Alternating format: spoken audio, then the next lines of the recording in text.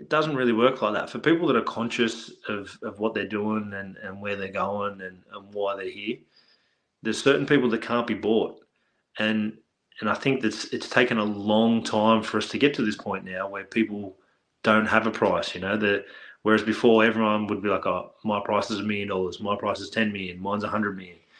Everybody has been able to be bought. And when you have a few families, or 13 families to be precise, controlling the entire financial system of the world, it's like these 13 families have been able to manipulate and control all world governments, the WEF, the UN, everything, So when you look at financials and how the banking system works, people think all these banks and everything have money. It's like, no, there's certain families that control the IMF, the Bank of England, the Federal Reserve. It's all privately owned. They're not owned by countries. They're owned by private families. So these families have funded every war. They've funded all the gender reassignment, all the LGBTQ, like all the stuff they're trying to distort reality and trying to destroy the nuclear family and, trying to really fuck everything up. Everything that's happening is all by design. So even when you look at big companies now, like big corporations, if they want to get funding, so if you look at it's BlackRock and Vanguard, there's two investment companies that own basically majority shares in 98% of companies. So they send out like a prerequisite and they say, all right, if you want your funding this month, you have to put in certain people. Like you need a black person, you need an Asian person, ESG. Yeah, so they have certain like it's like when you go to Starbucks. Yeah, it's like when you go to Starbucks and there's always someone with purple hair and a shaved side, or you go down to Office Works and they're all wearing the rainbow tags, and it's like you go into JB Hi-Fi and they look like punk rockers. That's the inclusion system that the whole corporate matrix operates on now. So, but all of that is all by design because if you look at the way that the world is going, like 10 years ago, you would never imagine that we'd be living in the world we're living in right now. I know, it's wild. Even for the deepest conspiracy theorists that were like right down the rabbit hole, you wouldn't believe that they would be able to have done what they've done because it's just slowly got people more distracted, lowered the male testosterone. And the thing is now, there's so many males on TRT, which for me, I've experimented a lot with steroids and TRT and things like that. And I thought it was a great revolution and a great thing for masculinity. But when you don't have any balls, like you don't have any testicles, that removes your courage, your drive, your inner masculine energy. Like if you go back in history, all the crazy people, like all the warriors, they'd be like, oh, big balls.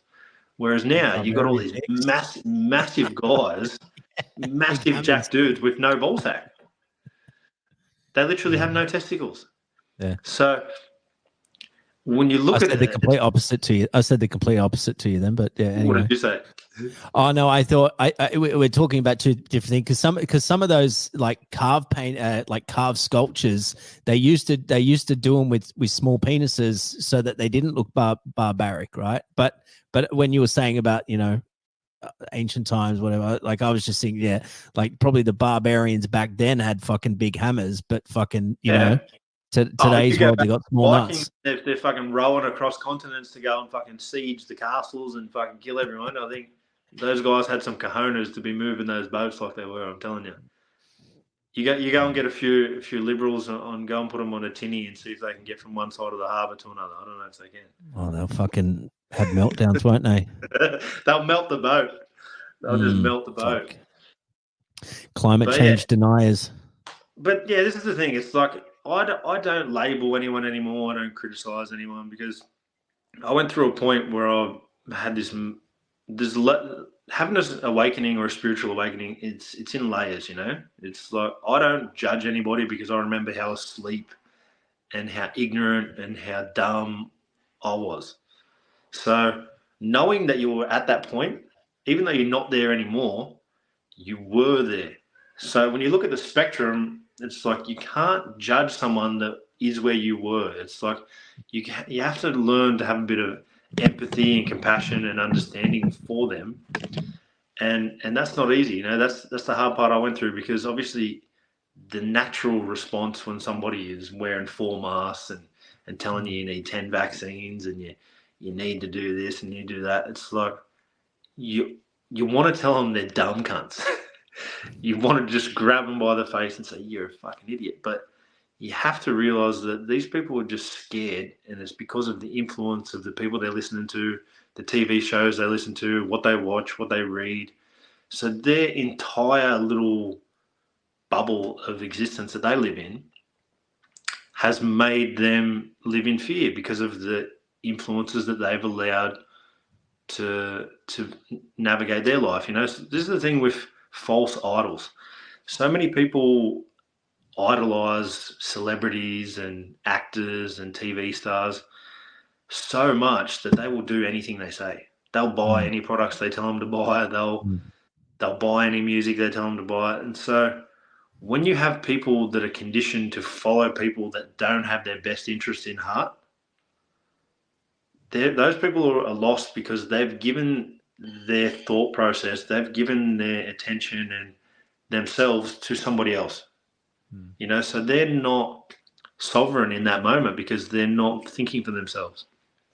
Yeah, I probably realized over the last 2 years, maybe longer, but like really, truly, deeply believed that all of those false idols, man, they don't give a fuck about us. Right? Well, they don't. But the thing is, a lot of them don't give a fuck about themselves either. It's like they've done a lot. Like when you understand, there's 2 real paths to success. You know, I went the path where I did it myself, and that's why I got banned. You know, because a lot of people usually get to choose 2 paths. They go the gay path or the sacrifice path, or the kid touching sort of shit, and it's very dark either way. So once you choose one of those 2 paths, you're subconsciously, you can have all the material riches you want. You're still always going to be thinking about that. It's always there. So you've already devalued yourself. You might look rich to people on social media and having all this stuff and have this illusion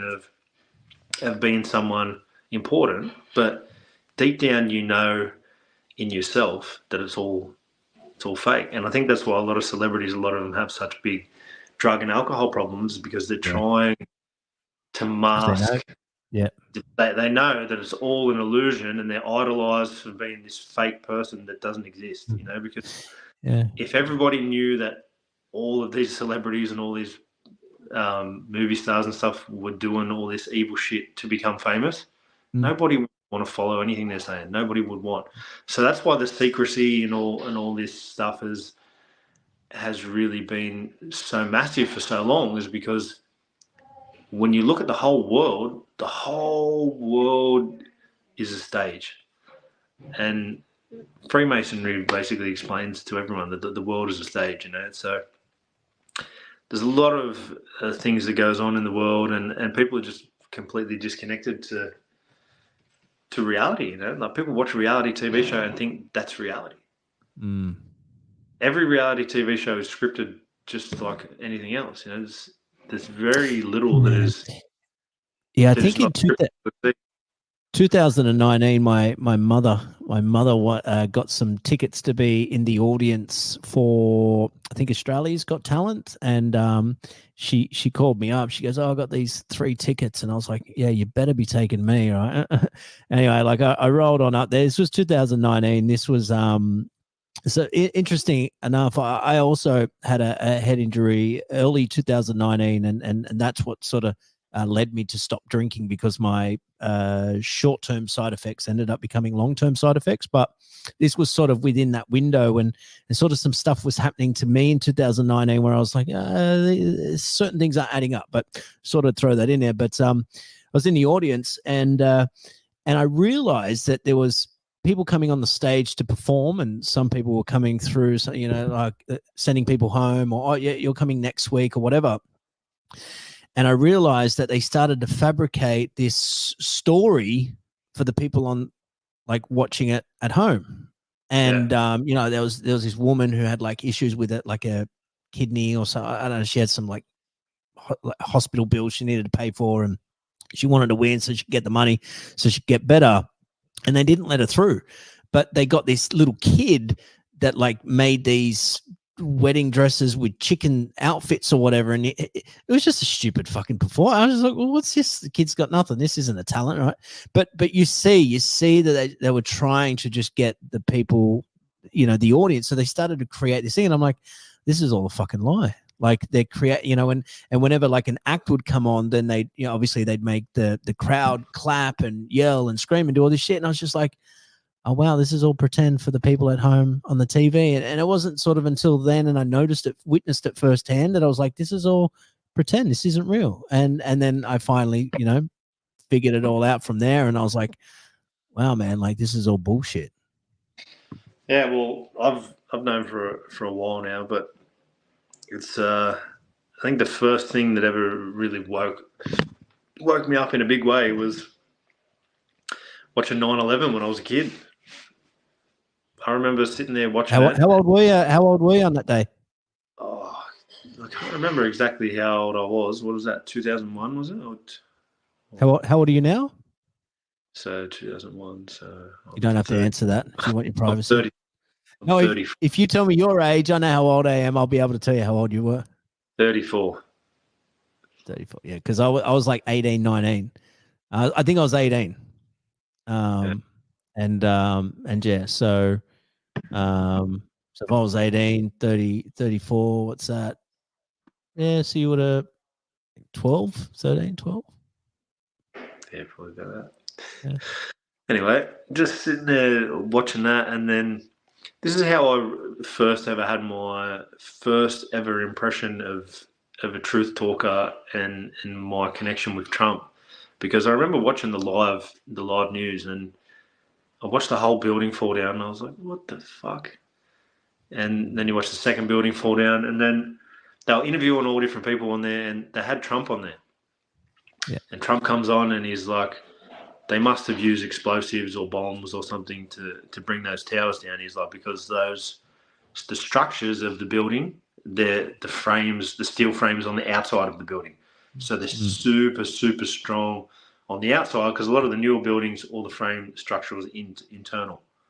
And then it's just all glass and shit around the outsides. But the way that those towers were built, and the way that he described it, I was like, that sounds way more believable than what they were trying to like push. And then he said that once, and then boom, they kicked him off. They never brought him back on. And I'll watch for days and days and days, and they had all these other people, all these different theories, and I was like, where the fuck's the one dude that made sense? He's gone, and now they've got all these other experts that just kind of trying to make it up.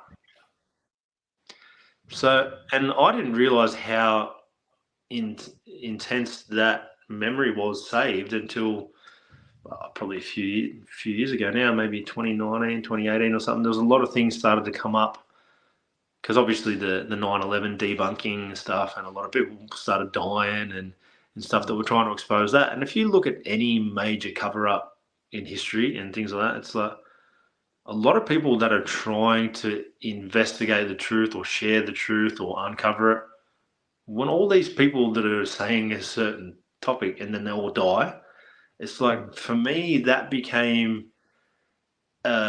subjects that I would want to research. It's like, all right, if 10 people died talking about this subject, I want to know about that. So for me, I've always been drawn to the things that you're not supposed to know, or you shouldn't know that, or it's scary to know that.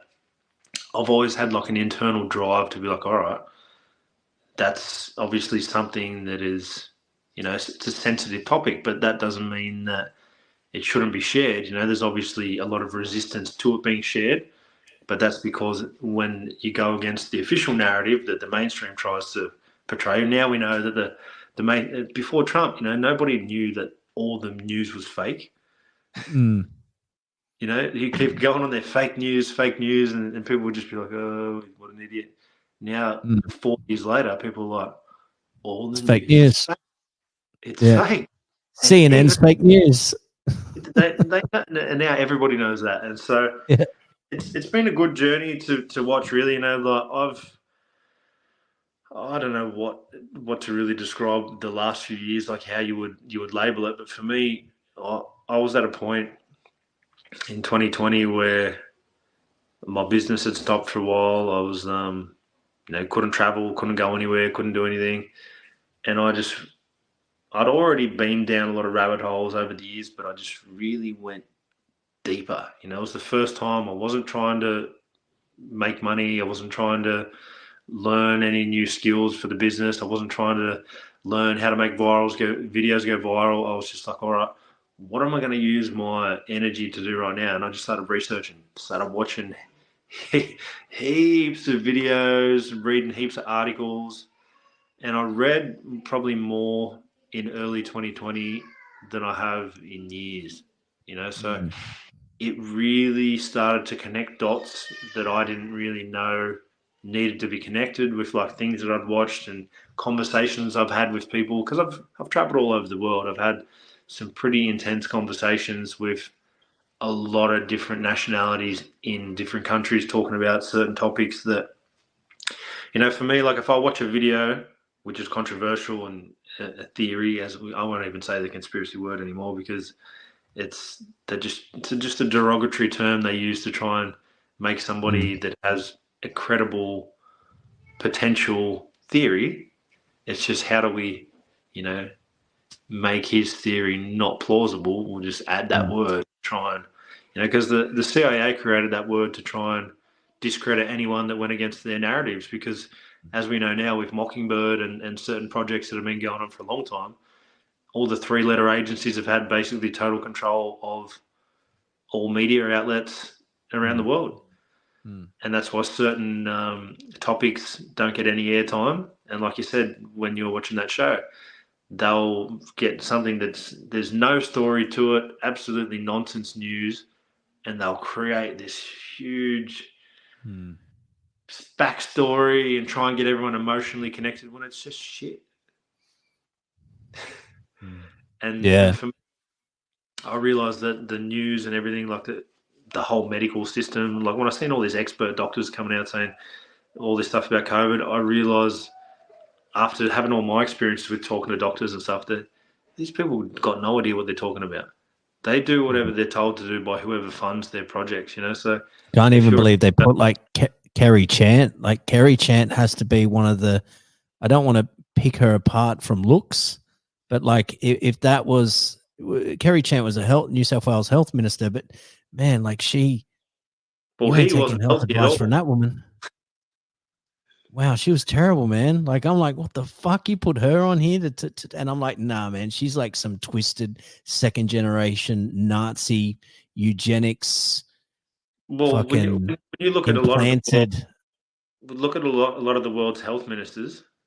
I know Denmark and all that, Belgium, they're either woman in Belgium, or they're super obese. So that's kind of laughing in your face. It's like, here is the fattest, ugliest person we've got. We're going to put them in charge of health. If you walked into a gym, would you want to go and get PT sessions or nutrition advice from her? Why would you take advice from someone that you don't want to? And this is the thing. The problem is with the world is things have just been so politically correct. You're not allowed to say anything mean. You're not allowed to say anything. It's like, I'm not going to take health advice from someone that doesn't look fucking healthy. That's just it. If they don't look like they know what they're talking about, I'm not going to listen to them. And for me, listening to all these people like, oh, you got to do this, you got to do that, I'm like, it was just a total nonsense for me. And from the beginning, I was just like, this is all bullshit, and I'm not going along with any of it. And I was very, very vocal, because I realised when you read certain documents that were released long before COVID, lockstep was one of them. So I don't know if you're familiar with it was a, I don't know if it was created by the Rockefeller Foundation, but it was a dossier that was called Lockstep, and it basically showed how they would lock down all the countries one by one, and how we would get into this lockdown system that we were in. And I read it, and I knew What about year this. was what year was that? Like what year Oh, was that document? I think maybe 2011, or Yeah. it's old. Alex Jones was all over it.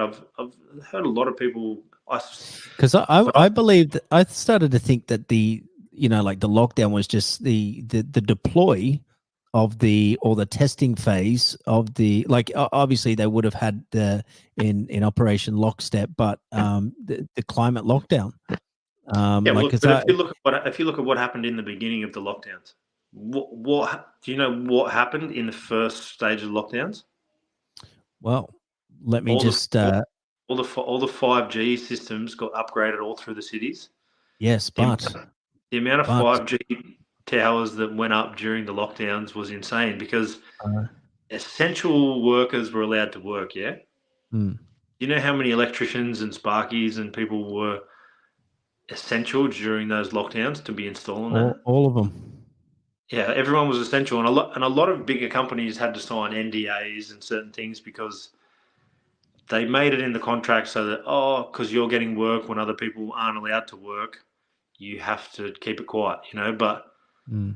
this is the thing that most people don't realize: there's so much goes on in the world, but NDAs and non-disclosure agreements for people that don't know what that means. These are common practice for a lot of people, a lot of companies, and this is how so much goes on that doesn't get shared because once people sign a contract that they're not going to say anything, Mm. they can't.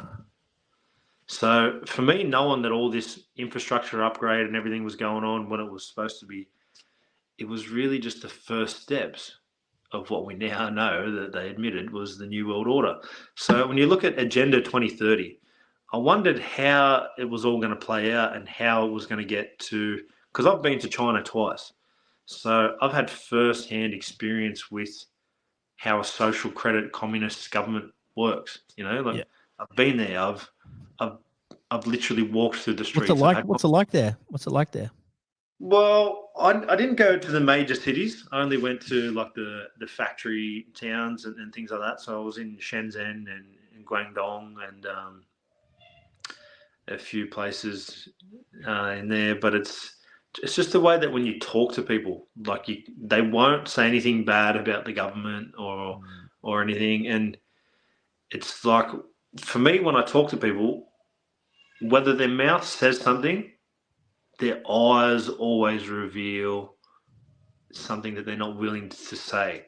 You know, so when you ask a question that they don't want to answer, automatically their response is, "Oh yeah, everything's good, government's good," but their eyes is like fear. You know, so because everything in the system, we're living in the system now where since the 5G upgrade, it's called an IoT, Internet of Things. So everyone's microwave, well, not microwave, their fridge, their washing machine, everything now, all these new appliances are all hooked up to a smart grid.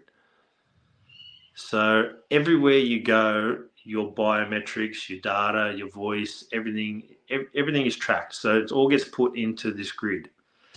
And so everything you say, everything you do, everywhere you go, all these new cameras and everything, it creates a smart profile of you. And when you look at the World Economic Forum and things like that, they've been talking about creating a carbon footprint for each citizen. So it'll be like, oh, you've had too many steaks this week. Oh, you've farted too many times. You've you've bought too many things from the shops. You're not allowed to buy any more of that. So they want to implement this system so that they get to decide how much you can consume, what you can consume, and that's the whole reason for the push towards digital currency. Because if everything is digital, they can control what you can actually buy with it. If you've got cash in your hand, you can go and buy whatever you want with anyone that will take your cash. You know, obviously some companies and some places have said, oh, they're going cashless, but as people become more conscious to what the system, what is happening in the system, you know, the reason why COVID and everything happened and all the lockdowns is because everybody complied. Everybody thought, oh, this is for our health, this is for our safety.